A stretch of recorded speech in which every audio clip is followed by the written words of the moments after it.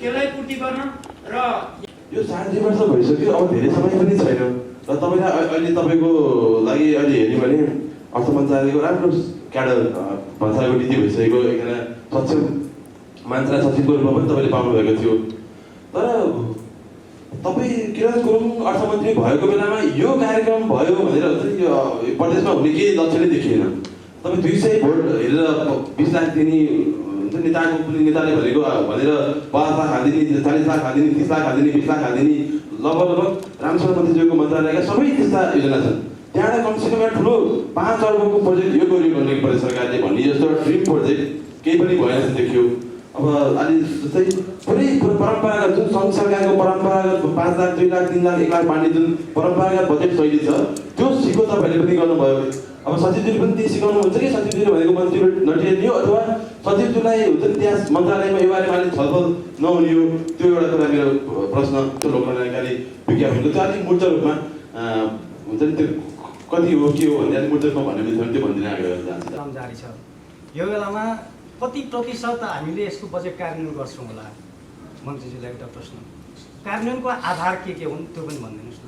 धन्यवाद। अगाडि भने 100% खर्च हुने खर्चको दर चाहिँ लेखिएको थियो। यो वर्ष चाहिँ तपाईँको चाहिँ कति खर्च हुने हो र अर्को यो कोभिड-19 को लागि जुन कोष खडा गरिएको छ, एउटा व्यवसाय जीवन रक्षा कोष एउटा र अर्को जम्मा जम्मी गरेर 2 अर्ब छ। यो खर्च हुने मापदण्ड तयार पार्ने भनिएको छ। हामीले बजेट त छुट्याउँछौँ, छुट्याए पनि त्यो हामीले चाहिँ खर्च गर्न सकिरहेका हुँदैन भन्नाले त्यसको हाम्रो चाहिँ संरचनाहरू चाहिँ हामीले खर्च गर्ने संरचनाहरू चाहिँ नबनेको कारणले गर्दाखेरि र त्यो खालको चाहिँ जनशक्ति हामीसँग नभएको कारणले गर्दाखेरि पनि हामीले धेरै कुराहरू चाहिँ खर्च गर्न नसकेको र त्यो कुराहरूलाई हामीले गएको आर्थिक वर्षमा यो अहिलेको चालु आर्थिक वर्षमा नि हामीले त्यो महसुस गरेर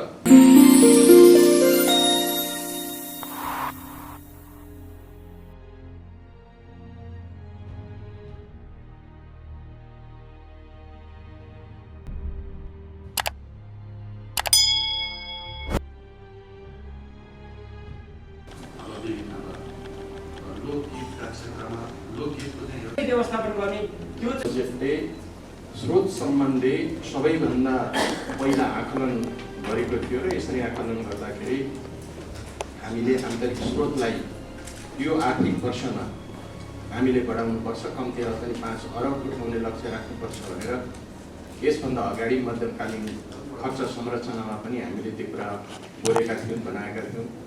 आवधिक योजनामा पनि त्यो कुरा आएको छ। तर अब कोरोना महामारीको कारणले, लकडाउनको कारणले राजस्व उठ्न नसकिरहेको जुन अहिले बजेट आम्दानी, सरकारको आम्दानी, राज्यको ढुकुटी भनेकै कर राजस्व सङ्कलन नै हो र त्यो कर र राजस्व सङ्कलन भनेको उद्योग व्यवसायीहरूले र नेपाली नागरिकहरूले तिर्ने अब कर र राजस्व नै हो। त्यो उठ्न नसकिरहेको अवस्थामा पनि हामीले आफ्नो लक्ष्यलाई चाहिँ छाड्न हुँदैन भनेर अब यसपटक हामीले धेरै कुराहरूलाई करको दायरामा ल्याउनुपर्छ।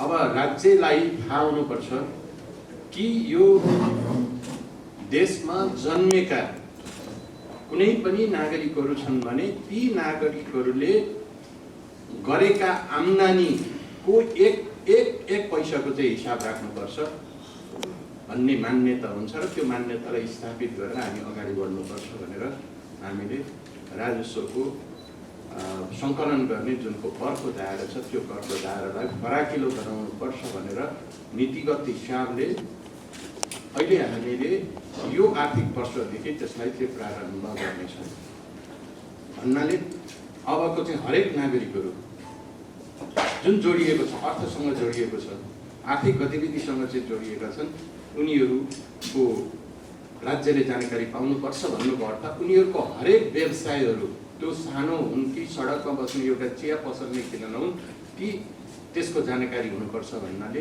राज्यको कुनै न कुनै ठाउँमा ती कुराहरू चाहिँ दर्ता गरिनुपर्छ, ती कुनै ठाउँमा त्यसको नवीकरण गर्ने चाहिँ एउटा व्यवस्था चाहिँ हुनुपर्छ भन्ने हिसाबले हामीले एउटा करको दायरालाई अगाडि फराकिलो बनाएर 5 अरबसम्म चाहिँ उठाउने लक्ष्य चाहिँ हामीले चाहिँ राखेका छौँ।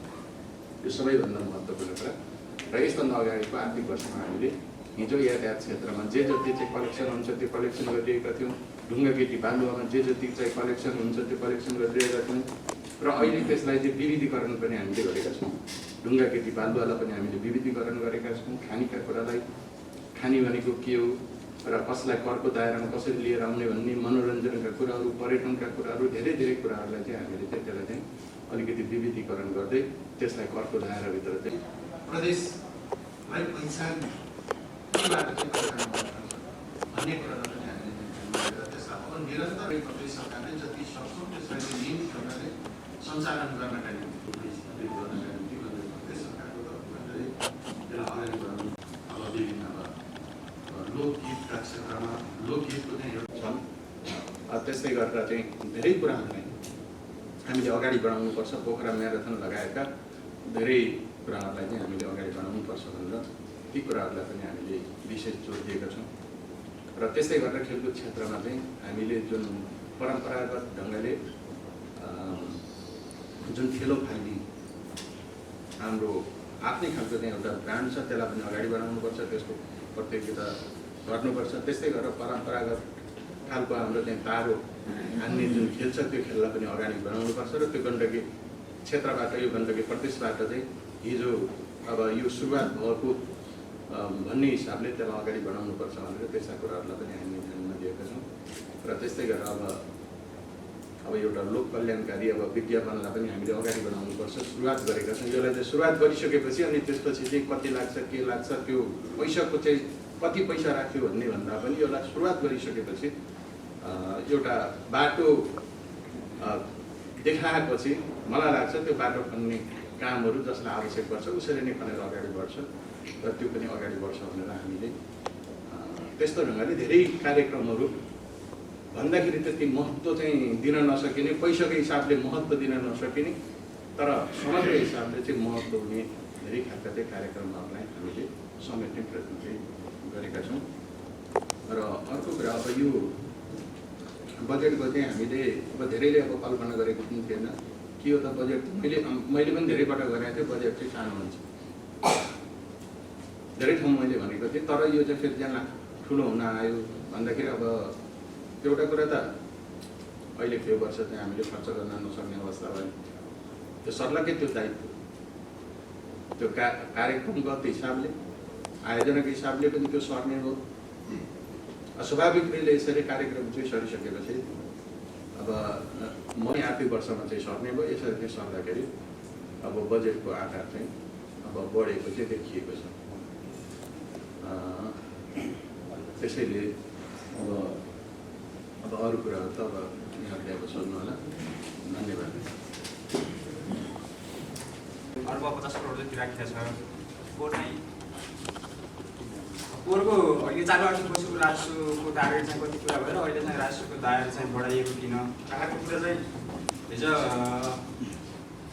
मन्त्रालयको सरले भन्नुभएको थियो यस वर्ष चाहिँ हामी त्यो 72-72को पनि हामीले राजस्व त्यताबाट उठाउँछौँ भन्ने कुरा आइरहेको थियो। त्यो त स्थानीय तहको क्षेत्रमा अधिकारमा पर्ने विषय होइन।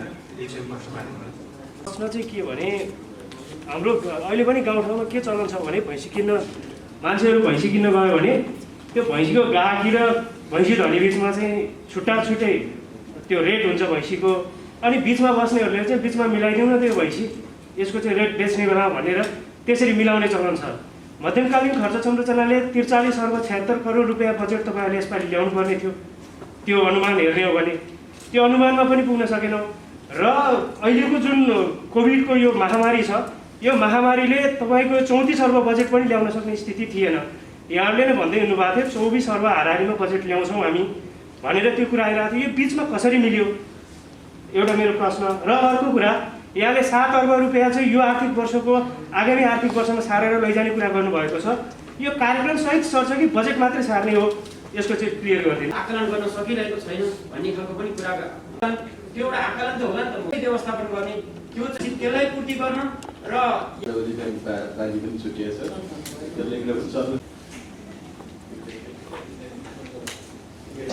पहिलो कुरा हरेक स्रोतहरू चाहिँ राज्यलाई जानकारी हुनुपर्छ। कहाँबाट चाहिँ आउँछ, कसरी चाहिँ उसले चाहिँ प्राप्त गरेको छ, कति प्राप्त गरेको छ, र उसले कति खर्च गर्छ भन्ने कुराहरू पनि कति खर्च गरेको छ के गर्छ भन्ने कुराहरू पनि त्यो राखेको हुन्छ। एउटा आधुनिक अब अर्थतन्त्रको हिसाबले हेर्दाखेरि सबै कति कुरा चाहिँ व्यवस्थित ढङ्गले हुन्छ, त्यसलाई चाहिँ व्यवस्थित गर्नुपर्छ र त्यसो व्यवस्थित गर्दाखेरि चाहिँ राजस्व सङ्कलन चाहिँ हामीले वृद्धि गराउन सक्छौँ भन्ने कुरा नै हो। हाम्रो जुन चाहिँ अब क्षेत्र छ, धेरै क्षेत्रहरू चाहिँ राजस्वबाट चाहिँ छुटहरू चाहिँ उपभोग छ। हामीले कसैको चाहिँ दान दक्षिणा बक्स पाउँछौँ भने पनि त्यसमा चाहिँ अब राज्यलाई चाहिँ केही न केही चाहिँ तिर्ने व्यवस्था चाहिँ अन्यत्र चाहिँ हुन्छ भने जस्तै अब हाम्रो सबै कुराहरू चाहिँ त्यो चाहिँ स्पष्ट ढङ्गले आउँदाखेरि पनि धेरै कुराहरू चाहिँ राजस्व सङ्कलन गर्नु सक्छ भन्ने एउटा मान्यताको आधारमा र एउटा चाहिँ ठोस आधार बनाएर नै हामीले त्यसलाई अगाडि बढाएका छौँ। र अब अर्को कुरा चाहिँ अब हिजो हामीले यो संहिता आउनुभन्दा अगाडि चाहिँ जुन हाम्रो चाहिँ राजस्व परिचालन गरेका जुन स्रोतहरू थिए ती स्रोतहरूलाई मात्रै हामीले लिएर अगाडि बढेका थियौँ भने अब संहिता अनुसार चाहिँ हामीले आफ्नो चाहिँ स्रोतहरू चाहिँ खोजी गर्नुपर्छ भनेर त्यो खोजी गर्ने क्रममा धेरै त्यस्ता क्षेत्रहरू चाहिँ लाई हामीले चाहिँ समेटेका छौँ। समेट्दाखेरि हामीले त्यो गर्न सक्छौँ भन्ने हो। अब यो चालु आर्थिक वर्षमा हामीले 3 अरब त्यस्तै 25 करोड जतिको हामीले चाहिँ लक्ष्य चाहिँ राखेका थियौँ र त्यसको अब 61% यो वैशाख सम्मको चाहिँ त्यो उठेको थियो, किनकि त्यो लकडाउनले गर्दाखेरि प्रभावित भएको। त्यसको ठुलो हिस्सा भनेको हाम्रो यातायात क्षेत्र नै हो। मलाई लाग्छ त्यो फेरि चाहिँ त्यो यातायात क्षेत्रको जुन त्यो उठ्नुपर्ने हिस्सा छ त्यो भनेको त्यो चाहिँ अहिले लकडाउनको कारणले मात्र त्यहाँ तिर्न जान नपरेको कारणले गर्दाखेरि त्यो उठ्न नसकेको मलाई लाग्छ। त्यो चाहिँ अब त्यो सर्दै जाने, त्यो कुनै न कुनै दिन चाहिँ सबैले चाहिँ तिर्नुपर्ने नै हुन्छ। त्यस कारणले गर्दाखेरि त्यो पछि त्यो उठ्छ नै। र त्यसपछि अर्को चाहिँ अब ढुङ्गाकेटी बालुवाको कुरा आएको छ 72-72।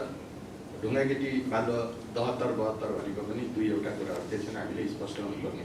72-72 भनेको नदीले चाहिँ विभिन्न बाढी पहिरो विभिन्न गर्ने चाहिँ वर्षायाममा नदीले बगाएर लिएर आउनेलाई चाहिँ 72-72 भनेर भनिन्छ। र अर्को के हुन्छ त भन्दाखेरि खानी बाटो अर्थात् जमिनबाट उत्खनन गरेर चाहिँ ल्याउने अर्को ढुङ्गाकेटी बालुवाहरू चाहिँ हुन्छ। त्यस कारणले गर्दाखेरि यसलाई हामीले चाहिँ छुट्याउनुपर्छ। हिजो एउटै ठाउँमा थियो भने अहिले यसलाई चाहिँ छुट्याउनुपर्छ। अर्को स्थानीय तहको चाहिँ अधीनमा रहेको छ भन्ने कुरा जुन आएको छ त्यो विवादको विषय पनि भनेको छ। र अहिले के व्यवस्था गरेको छ त भन्दा सार्वजनिक ठाउँहरू र ऐलानी जग्गामा चाहिँ भएका 72-72हरू चाहिँ स्थानीय तहले चाहिँ उठाउने भनेर भनेको छ।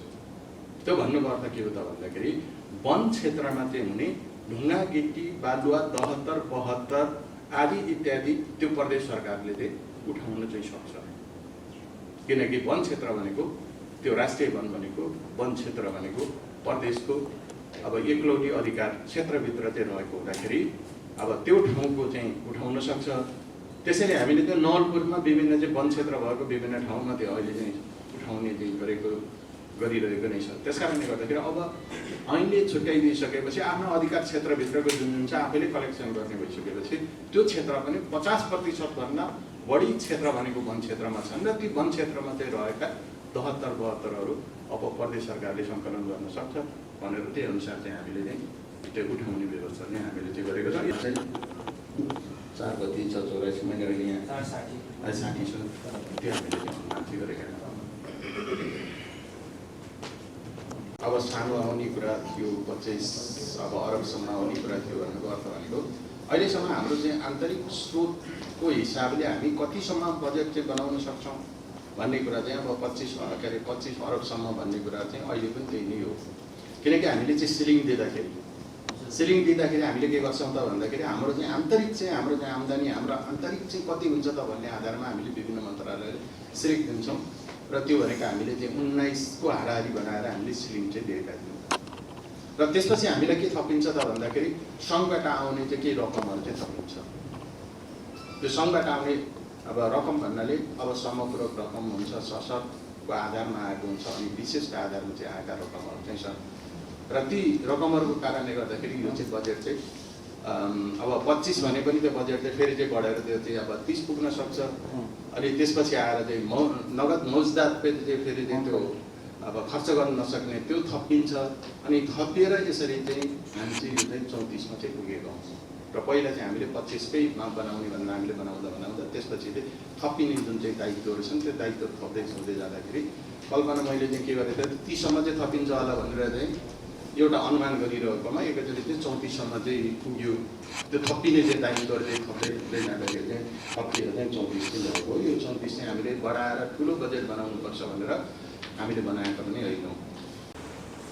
हामी चाहिँ सानो त्यसलाई हामीले चाहिँ दिँदैन भनेर हामीले भनेका छौँ। कार्यक्रम चाहिँ हामीले बजेट त छुट्याउँछौँ, छुट्याए पनि त्यो हामीले चाहिँ खर्च गर्न सकिरहेका हुँदैन भन्नाले त्यसको हाम्रो चाहिँ संरचनाहरू चाहिँ हामीले खर्च गर्ने संरचनाहरू चाहिँ नबनेको कारणले गर्दाखेरि र त्यो खालको चाहिँ जनशक्ति हामीसँग नभएको कारणले गर्दाखेरि पनि हामीले धेरै कुराहरू चाहिँ खर्च गर्न नसकेको र त्यो कुराहरूलाई हामीले गएको आर्थिक वर्षमा यो अहिलेको चालु आर्थिक वर्षमा नि हामीले त्यो महसुस गरेर हामीले केही संरचनाहरूलाई हामीले चाहिँ निर्माण नगर्ने हो भने हामीले हाम्रो बजेट चाहिँ खर्च गर्न सक्दैन भनेर हामीले चाहिँ संरचनाहरू चाहिँ निर्माण गर्ने जनशक्ति त्यो संरचना निर्माण गरिसकेपछि त्यसलाई आवश्यक पर्ने जनशक्ति हामीले चाहिँ थप्न सक्छौँ। त्यसलाई थपेर अगाडि बढाउने भनेर हामीले धेरै संरचनाहरू यो आर्थिक वर्षमा हामीले अगाडि बढाएका छौँ।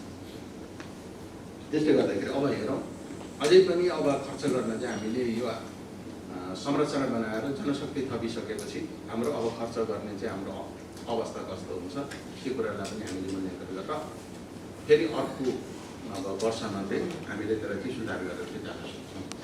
अब अहिले अब यो खर्च हुन नसक्यो अब 63% भनेको छ। अब यो त त्यहाँ अब लकडाउनको कारणले गर्दाखेरि पनि कति सक्थ्यो त्यो आफ्नो ठाउँमा छ, तर पनि हामीले के महसुस गरेका छौँ त भन्दाखेरि हामीमा त्यो खर्च गर्ने संरचना जनशक्ति नभएको कारणले गर्दाखेरि खर्च गर्न नसकिएको भन्ने कुरालाई हामीले गम्भीरतापूर्वक महसुस गरेका छौँ।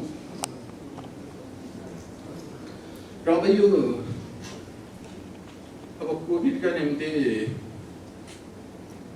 अब यो कति खर्च हुन्छ त्यो आकलन अब कति भएको छ भन्ने सन्दर्भमा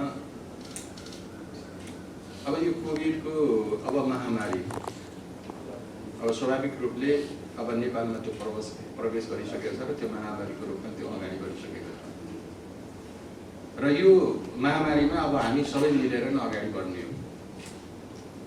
सबै अब सरकारको चाहिँ सरकारी अब खर्चमा नै यो चाहिँ हुनुपर्छ भन्ने मान्यता राख्नु हुँदैन।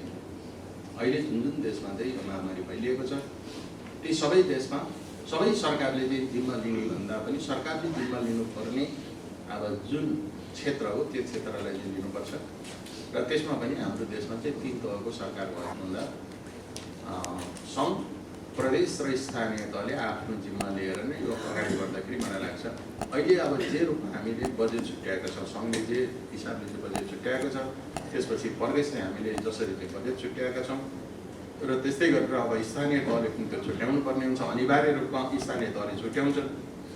त्यसले गर्दाखेरि मलाई लाग्छ अहिले हामीले जुन कल्पना गरिरहेको छौँ विश्वमा अब जस्तो ढङ्गले अगाडि बढेको छ त्यही ढङ्गले हामीले अब त्यसलाई चाहिँ आकलन गर्ने, त्यो आकलन गर्दाखेरि मलाई लाग्छ अहिले हामीले छुट्याएको बजेट अब 2 अरबभन्दा बढी चाहिँ बजेट हामीले छुट्याएका छौँ र यसरी छुट्याउँदाखेरि यो चाहिँ अहिले हामीले छुट्याउन सक्ने पनि त्यति नै हो, त्योभन्दा बढी गर्न चाहिँ सक्दैन र यसरी गर्दाखेरि मलाई लाग्छ यो पर्याप्त नै हुन्छ। र त्यसबाहेक हामीसँग केही अब आर्थिक विविधको हाम्रो चाहिँ आफ्नो स्रोतहरू पनि छ, त्यो स्रोतहरूलाई हेर्दाखेरि पनि मलाई लाग्छ हामीले गर्नुपर्ने राज्यको तर्फबाट गर्नुपर्ने राज्यले चाहिँ निर्वाह गर्नुपर्ने राज्यको दायित्व अन्तर्गतको आर्थिक दायित्व अन्तर्गत पर्ने कामहरूको निम्ति मलाई लाग्छ यो बजेट चाहिँ पर्याप्त छ भन्ने मलाई चाहिँ लागेको छ। र त्यसले गर्दाखेरि अहिले चाहिँ अब त्यो आर्थिक लकडाउनले अब सबै आर्थिक गतिविधिहरू चाहिँ लकडाउन गरेका छन् र व्यवसायहरू चाहिँ अगाडि बढ्न सकेका छैन र आम्दानी गर्न सकेका छैन। आम्दानी गर्ने कुरालाई पनि हामीले चाहिँ ध्यान दिँदाखेरि अहिले अब राजस्व सङ्कलन गर्ने सबभन्दा ठुलो चाहिँ आधार भनेको भ्याट हो। अहिले आएर कुनै पनि आर्थिक गतिविधि नभएपछि अब भ्याटबाट चाहिँ उठ्न सक्ने त्यो खरबौँ कम्तीमा पनि 4-5 खरब जति भ्याटबाट छुट्ने गर्छ र अहिले यो आर्थिक गतिविधि नभइसकेपछि त्यो भ्याट चाहिँ राजस्व सङ्कलन हुन सकेका छैन। र त्यस्तै गरेर अर्को हाम्रो चाहिँ ठुलो भनेको अब भन्सार पनि हो, भन्सार पनि लकडाउनमा परेको छ र भन्सारबाट चाहिँ उठ्ने त्यो राजस्व पनि उठ्न सकेका छैन। र त्यस्तै पछि अन्तशुल्क हो, र अन्तस्वरूप पनि अहिले चाहिँ अब यस्ता चाहिँ अब भनौँ न रक्सी चुरोट जस्ता उद्योग कल कारखानाहरू पनि बन्द भएका छन्। त्यसले गर्दाखेरि पनि बन्द भएका छन् भन्दाखेरि बिक्री चाहिँ अब ठुलो परिणाम हुन सकेको छैन, त्यसले पनि त्यो असर पारेको छ। त्यस्तै गरेर अर्को चाहिँ संस्थागत चाहिँ आय भन्छ, त्यो पनि अर्को चाहिँ ठुलो स्रोत हो। संस्थागत आय भनेको यिनै उद्योग धन्दा जुन चाहिँ दर्ता भएका भ्याटमा के अरे दर्ता भएका ठुल्ठुला उद्योग धन्दाहरूले उनीहरूलाई नाफा भइसकेपछि, आम्दानी भएको नाफा भइसकेपछि त्यो नाफाको आयको आधारमा चाहिँ तिर्ने जुन कर छ त्यो कर पनि एउटा दोस्रो ठुलो आय स्रोत हो। पत्रकार महासङ्घ गर्ने पर्छ संस्थापक अध्यक्ष। मलाई चाहिँ कस्तो भने म संस्थापक अध्यक्ष हुने बेला मैले शपथ खाँदा पनि के भनेको थिएँ भने मैले मेरो कार्यकालमा पत्रकार महासङ्घको भवन पुरा गर्छु भनेको थिएँ र सम्भवतः त्यो तपाईँहरूले पनि सहयोग गर्नुभयो, पुरा पनि हुँदैछ। यो 3.5 वर्ष भइसक्यो, अब धेरै समय पनि छैन र तपाईँलाई अहिले तपाईँको लागि अहिले हेर्ने भने अर्थ मन्त्रालयको राम्रो क्याडर भन्साको नीति भइसकेको एकजना सक्षम मान्छेलाई सचिवको रूपमा पनि तपाईँले पाउनुभएको थियो। तर तपाईँ किरण गुरुङ अर्थमन्त्री भएको बेलामा यो कार्यक्रम भयो भनेर यो प्रदेशमा हुने केही लक्षणै देखिएन। तपाईँ 200 भोट हेरेर 20 लाख दिने नेताको पनि नेताले भनेको भनेर 50 लाख हालिदिने, 40 लाख हालिदिने, 30 लाख हालिदिने, 20 लाख हालिदिने, लगभग रामचन्द्र मन्त्रीज्यूको मन्त्रालयका सबै त्यस्ता योजना छन्। त्यहाँबाट कमसेकम एउटा ठुलो 5 अर्बको प्रोजेक्ट यो गरियो गर्ने प्रदेश सरकारले भन्ने जस्तो ड्रिम प्रोजेक्ट केही पनि भएन जस्तो देखियो। अब अलि जस्तै पुरै परम्परागत जुन सङ्घ सरकारको परम्परागत 5 लाख, 2 लाख, 3 लाख, 1 लाख बाँड्ने जुन परम्परागत बजेट शैली छ त्यो सिको तपाईँहरूले पनि गर्नुभयो। अब सचिवज्यूले पनि त्यही सिकाउनुहुन्छ कि सचिवज्यूले भनेको मन्त्रीले नटिने हो अथवा सचिवज्यूलाई हुन्छ नि त्यहाँ मन्त्रालयमा यो बारेमा अलिक छलफल नहुने हो, त्यो एउटा कुरा मेरो प्रश्न। त्यो लोककल्याणकारी विज्ञापनको चाहिँ अलिक मूर्त रूपमा हुन्छ नि त्यो कति हो के हो भन्ने अलिक मूर्त रूपमा भन्ने थियो त्यो भनिदिन आग्रह गर्न चाहन्छु। काम जारी छ। यो बेलामा कति प्रतिशत हामीले यसको बजेट कार्यान्वयन गर्छौँ होला? मन्त्रीज्यूलाई एउटा प्रश्न, कार्यान्वयनको आधार के हुन् त्यो पनि भनिदिनुहोस् न। धन्यवाद। अगाडि पनि 100% खर्च हुने खर्चको दर चाहिँ देखिया थिएन। यो वर्षलाई तपाईँको चाहिँ कति खर्च हुने हो र अर्को यो कोभिड-19 को लागि जुन कोष खडा गरिदिएको छ, एउटा व्यवसाय जीवन रक्षा कोष एउटा र अर्को जम्मा जम्मी गरेर 2 अर्ब रुपैयाँ यो खर्च हुने मापदण्ड तयार पार्ने भनिएको छ। जम्मा गर्दै भनिसकेपछि अनि ब्याङ्कले चाहिँ तिनै पैसा चाहिँ लिएका छ, तिनै पैसा चाहिँ लगानी गरेको छ। अनि तिनैले चाहिँ ब्याज तिर्दैन भनिसक्यो भने अनि ब्याङ्कले चाहिँ कहाँबाट चाहिँ ब्याजमा चाहिँ फेरि चाहिँ अनुदान दिन सक्छ? त्यो दिन त सक्दैन। त्यसले गर्दाखेरि यसरी चाहिँ यी कुराहरूलाई हामीले बुझ्नु जरुरी छ र हामीले कम्तीमा पनि आर्थिक क्रियाकलापलाई अब हामीले अगाडि बढाउनुपर्छ। लकडाउनमा राख्नु हुँदैन, सामाजिक दूरी कायम गरेर भए पनि हामीले आर्थिक यो व्यवसायलाई हामीले अगाडि नबढाउने हो भने बसेर खाना पुग्दैन, कसैलाई पनि पुग्दैन। त्यसले गर्दाखेरि यो चलायमान हुनुपर्छ। यो चलायमान गरेर नै अब हामीले अब अर्थतन्त्रलाई हामीले चाहिँ उठाउने हो। हामीले बाँडेर सहुलियत दिएर अर्थतन्त्रलाई कहिले पनि उठाउन चाहिँ सक्दैनौँ। हिजो अब कृषिमा आधारित भएर गाउँमा गएर हिजो चाहिँ बाबुबाजेले चाहिँ अब धानेको कृषि कर्म गरेर नेपालको अर्थतन्त्र उठ्दै नेपालको अर्थतन्त्रलाई बलियो बनाउने भनेको आधुनिक हाम्रो व्यवसायहरूलाई आधुनिक ढङ्गलाई खर्चलाई हामीले चाहिँ बनाउनै नै पर्छ। तबसम्म हामीले खर्चलाई बढाउन सक्दैनौँ, खर्च गर्न सक्दैनौँ, हामीले तिर्न सक्दैनौँ, हामीले तिर्दैनौँ भनेर हामीले घरमै भोलिलाई चाहिन्छ भनेर कलेक्सन गरेर राख्ने हो भने हामीसँग छ, ब्याङ्कलाई गएर चाहिँ तिर्न हामीसँग पैसा छ भने गएर चाहिँ हामीले पैसा तिर्नुपर्छ। कहीँ राजस्व छ भने चाहिँ हामीलाई चाहिँ यो राजस्व अहिले किन तिर्नु, अहिले छुट पाउनुपर्छ भनेर हामीले चाहिँ घरमै राख्ने, आफ्नै ठाउँमा आफ्नै अब के अरे खातामा चाहिँ राख्ने हो भने मलाई लाग्छ फेरि हाम्रो त्यो आर्थिक चलायमान चाहिँ त्यो बन्द हुन्छ। त्यसले गर्दाखेरि त्यो आर्थिक चलायमानलाई अब हामीले त्यो खोल्नुपर्छ। हामीसँग जति छ, जति तिर्न सक्छ हामी तिर्ने, कर जति तिर्न सक्छ तिर्ने हो। तिरियो भने त्यहाँबाट चाहिँ पैसा अब जम्मा हुन्छ।